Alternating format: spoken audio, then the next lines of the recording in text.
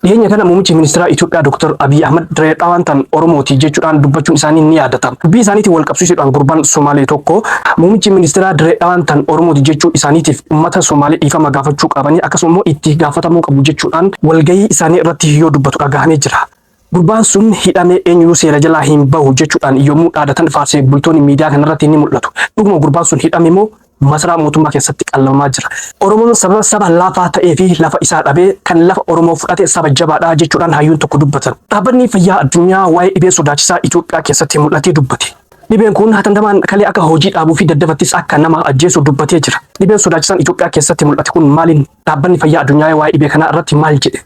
Yoo yaa harka fuuni ashamaa jaalatamtootaa fi kabajamtoota hammaatii jiruu miidiyaa odeeffannoo keenya kana qofaa miti kan biroos qabannee isiniif dhiyaannee jirra. Isinirraa kan eegamu odeeffannoo keenya wajjin hamma xumuraa turuudha. Akkasuma immoo namoonni jiruu miidiyaadhaaf haarawaa taatan yookaan sabskiraayibii godhin sabskiraayib gochuudhaan maatii jiruu miidiyaa akka taatan laayik sheer gochuudhaanis nu jajjabeessaan dhaamsa keenya gara odeeffannoo keenyaatti isin dabarsina isinis hamma xumuraan faana turaan afirraa keenya.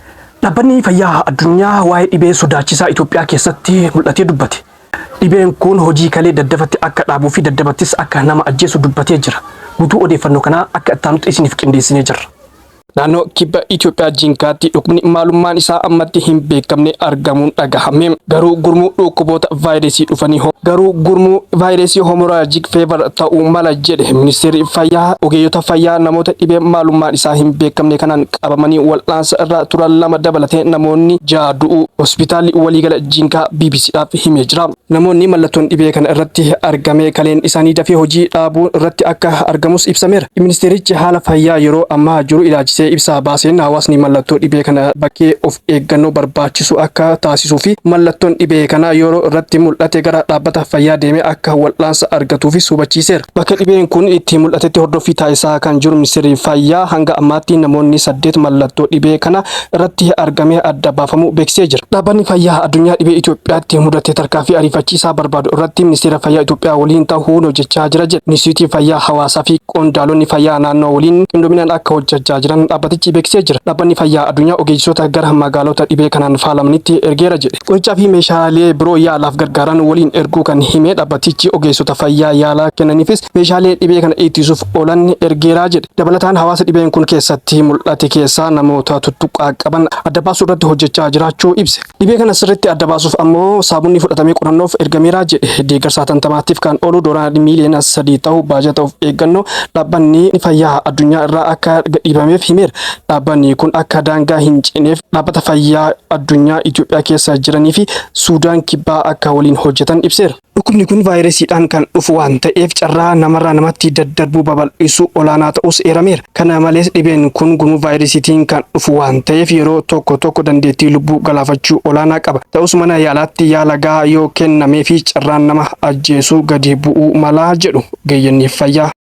Hojjettoonni mootummaa Oromiyaa godinaalee garaagaraa mindaan nuuf kafalamaa hin jiru dabalis kan jedhame hin agarree jechuudhaan komii kaasaa jiru. Guutuu odeeffannoo kanas akka ittaanutti isiniif qindeessee jira. Barsiisonni fi hojjettoonni dhaabbilee garaagaraa mindaan yeroon kafalamaa fi akka hin jirree fi dabalii mindaa jedhames akka harka hin geenye himan. Barsiisonni fi hojjettoonni dhaabbilee garaagaraa yaada isaanii kennaniin rakkoo hamtuu keessa jirra jechuudhaan dubbatan. Barsiisonni godina Harargee baha aanaa Cinaaksan yaada kennaniin ramadiin fulbaanaa ta'uu himuun hanga ammaatti mindaan akka harka hin galle dubbatan. Barsiisonni godina Harargee baha aanaa Meettaa yaada kennaniin dabaliin mindaa fi kuufama ja'an kuleessaa jedhames hin argine jedhan. Barsiisonni godina Harargee lixaa aanaa Gumbii Bordoddee gama isaaniitiin hanga ammaatti mindaan nuuf hin seenne rakkannee waan nyaannu dhabutti jirra jedhan. Barsiisonni godina Horroo Guduruu Wallaggaa aanaa Jimmaa Gannat yaada isaanii kennaniin kuufamni mindaa ji'a fulbaanaas ta'e mindaan ji'a onkololeessaa hanga guyyaa har'aa nu harka hin geenne jechuudhaan dubbatan. Hojjettoonni biiroo bishaan Oromiyaa immoo kanaan dura biirichi xalayaa magaalota barreessuu himuun mindaan hojjettootaaf akka dabalamu hime akka tures yaadachiisuun garuu hanga ammaatti wanti hojjetame akka hin jirre ibsan. Hojjetaan Kooppareeshinii Injineringii Oromiyaa yaada isaa kenneen bara 2017 waggaa guutuu mindaa isinii dabalama jedhamee dubbatamus garuu hanga ammaatti harka hin geenye jedhan. Baraanuma mindaan nuuf dabalamu aangawaan dhaabbatichaa nutti himee ture fulbaana jalqabee isiniif kafalama nuun jedhanii turan. Ergasii mindaa dabalame hin agarree jedhan namoonni yaada kennan. Fulbaanaa fi ongoleessaa mindaadhuma duraatu nuuf kafalamaa hin jiru jechuudhaan dubbatan. Osoon odeeffannoo kana isinii qindeessaa jiru waa tokko yaadadhe akkasuma waan namni hayyuun tokko dubbate yaadadhe. Innis maal isinitti fakkaate? Dubbii Profeesar Mararaa Guddinaati. Maal jedhu isinitti fakkaate? Oromoon yoo araa kiiloo seenee yookaan du'aa yookaan badee biyyattis balleessaa jechuudhaan dubbate. Mee dubbii hayyicha kanaa dhageeffadhaati. Wanni amma ta'amaa jiruu fi wanni inni yeroo san dubbate sun waan wal fakkaatudha. Yaada keessan koomentiidhaan dura barreessaa. Kanan sin yaadachiisu galma Minilik Oromoon yoo gale yoo inni du'aa yoo hin balleessee bada. Yoo inni du'aa yoo balleessee bada. Biyyattis ergaa kana muummicha ministeeraa haalaati akka nutti itti nu himan jedheen ture jechuudha. Uummatni Oromoo saba uummata laafaa ta'ee fi lafa isaa dhabee kan lafa Oromoo fudhate immoo saba jabaadhaa jechuudhaan koloneel gammachuu ayyaanaa dubbatanii jiru. Viidiyoo isaanis akka taanutti dhageeffadhaa. Lafti amma irra jiru lafa warra Tuulamaati. Warri Tuulamaa garuu amma lafa kanarra hin jiran. Jaallannes jibbines waan laafneef lafa nurraa fudhatan. Oromoon sobee uf jajjabeessuu dhiisuu qaba. Laaffateeti lafa isaarraa fudhate. Warra jabaatees caalitu lafa isaarraa fudhate. Hagam yoo turus, hagam yoo hammaatus, hagam yoo hadhaa illee lafee fi lafa abbaa keenyaatti ni deebina. Muummichi ministeera Itoophiyaa Dr. Abiy Ahmed paarlaamaa irratti Dirree Dhawaan kan Oromooti jechuudhaan dubbatu isaanii ni yaadatan. San wal qabsiisuudhaan gurbaan Somaalee tokko walgahii isaanii irratti muummichi ministeera Dirree Dhawaan kan Oromooti jechuu isaaniitiif uummata Somaalee dhiifama gaafatuu qaban akkasuma immoo itti gaafatamuu qabu jechuudhaan dubbatee ture. Gurbaan sun hidhame jechuudhaan faarsee bultoonni miidiyaa kanarratti habarsaa turan. Gurbaan sun dhuguma jedhamee jira. Gurbaan sun hin hidhamne. Gurbaan Kanaadaa gahee jira. Haala gaariidhaan osoo waan takka irra hin gahin, osoo rakkoon tokkollee irra hin gahin biyya Kanaadaa gahee jira. Faarsee bultoonni mootummaa akkanumaan kijibaa jiru. Kanaaf immoo ragaan viidiyoo kana ilaala. Soo dhawaada waxa soo dhaweynayna walaalkeen Sahal Faisal Xergeeye aad iyo aad kusoo dhawo Ottawa oo Ankar Maxamed waxaan idin leeyahay waa ka Sahal waa nabad qaba waa inala jooga waxa uu yimid magaaladiisii. Hey Sahal waa maasantiin Ankar tiimka Ankar aad iyo aad waa magaaladii baan joogaa.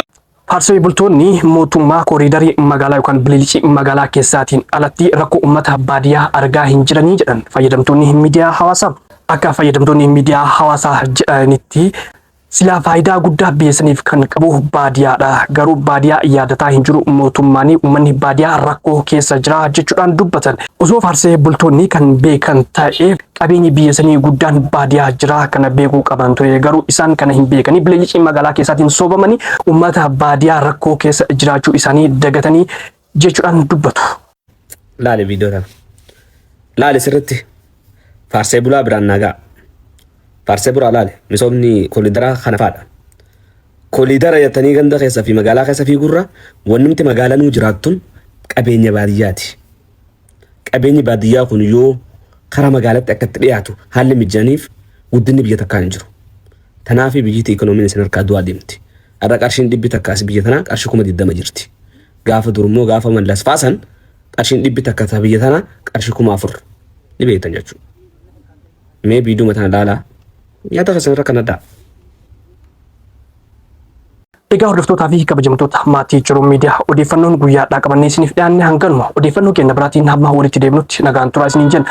Namoonni jiruu miidiyaadhaaf haaraa taatan yookaan sabskiraayibii godhin sabskiraayib gochuudhaan maatii jiruu miidiyaa akka taatan akkasuma laayik sheer gochuudhaan jajjabeessaan dhaamsa keenya waan nu wajjin turtaniif galatoomaa ulfaadha.